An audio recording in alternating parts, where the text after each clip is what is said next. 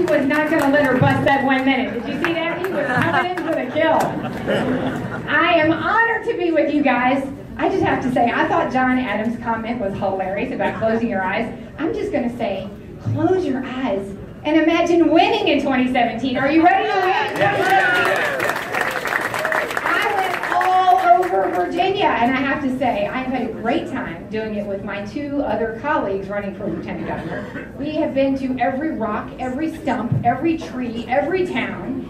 And last year, I campaigned a lot for our presidential candidates. And I was mocked a lot of places. A lot of people said, this ain't never happened. Well, guess what? I said over and over, are you ready to win in 2016? And people made a lot of fun of us. Well, I'm here to say, we're ready to win in 2017, and we're gonna win in 2017. We're gonna have a killer ticket, and we gotta do it here. As my colleagues have said, this is where all the people are. We have got to turn out this community in bigger numbers than we ever have, and I think we've got the ticket that can do that. I'm Gill Vogel, candidate for lieutenant governor. Born and raised in the Shenandoah Valley. I'm a mom, a wife. I have young children. I'm an ethics lawyer. That's what I do for a living. I started a law practice with just myself, and it has grown to a practice that is recognized nationwide for the work that we do. We do a lot of work, but one of the things I was most proud of was when the Obama administration's IRS started coming after conservative groups all around the country, we defended a lot of those groups. And we pushed back, and we led the charge against Obama's IRS, and guess what?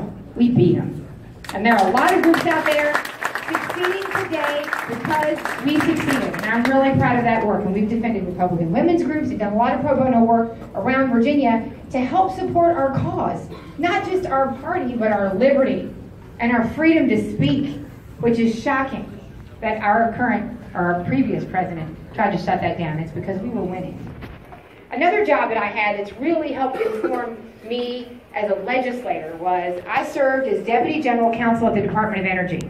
And I was in charge of a 1-year regulatory rollback. And if you don't see the damage that government can do, look at what the Clinton administration tried to ram through at the 11th hour as they were leaving. And I had the opportunity to sit down and work with not just the consumers that were so damaged, but with the whole regulated industry. Hair dryers, washing machines, ceiling fans. We worked on that for a year. And that's helped me a lot understand what our responsibility has to be as those who govern. Less is more. First, do no harm. And one of the bills I carried this year that I'm so proud of that the governor can't veto, as he's vetoing all my other bills, is a bill that deals with regulatory rollback. It allows the legislature to step in and get rid of burdensome regulations that are job killers, that are killing us. And because it's a constitutional amendment, the governor can't veto it. And I'm really proud, and I think it's one of the most significant bills that we passed this legislative session. I will tell you, in my time in the legislature, I'm proud of the work that I have done. I'm proud of the collaboration that I've had with my colleagues. And yes, I am different than many of my colleagues in many ways. I'm the only candidate running for lieutenant governor right now that introduced legislation to push back on illegal immigration, to address criminals here who are here illegally and committing crimes, who are here and getting in-state tuition. And I believe really strongly in the rule of law, and I believe that the majority of people in Virginia do. And if we go out and we tell them what we believe, they'll be with us. I'm the only person running for lieutenant governor who has an A+ rating by the NRA, and I'm really proud that just this week, the VCDL PAC endorsed me as their choice for lieutenant governor.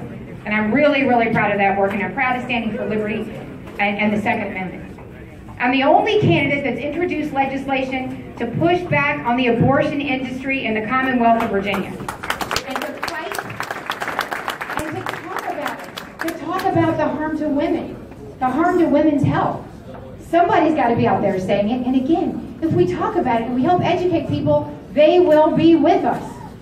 And I'm the only person running for lieutenant governor who signed the no tax pledge. I signed it 10 years ago, and I haven't broken it.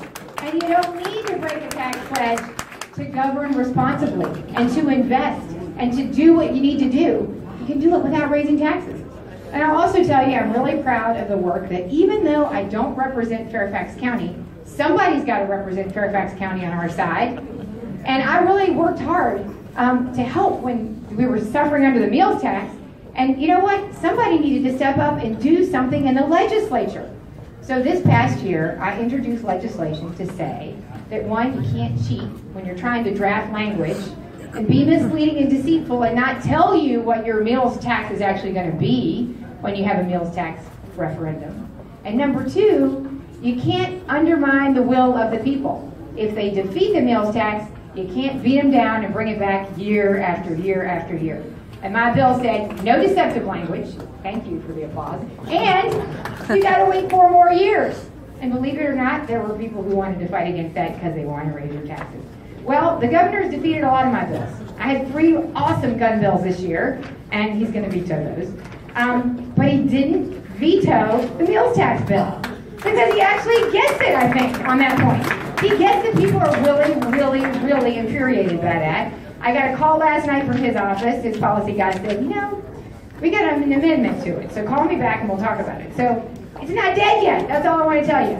And I'm just honored to have had the chance to work with you, to stand with you, to work with Fairfax County. The other big issue that I've been so proud to work with you all on is election reform.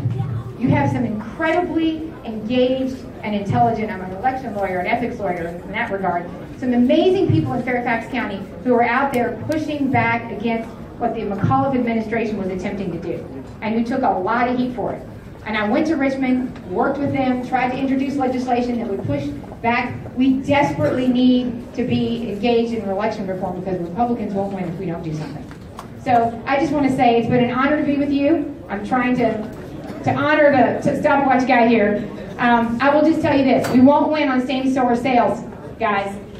If we're standing here talking to each other, that's great, but we got to go out and talk to other people.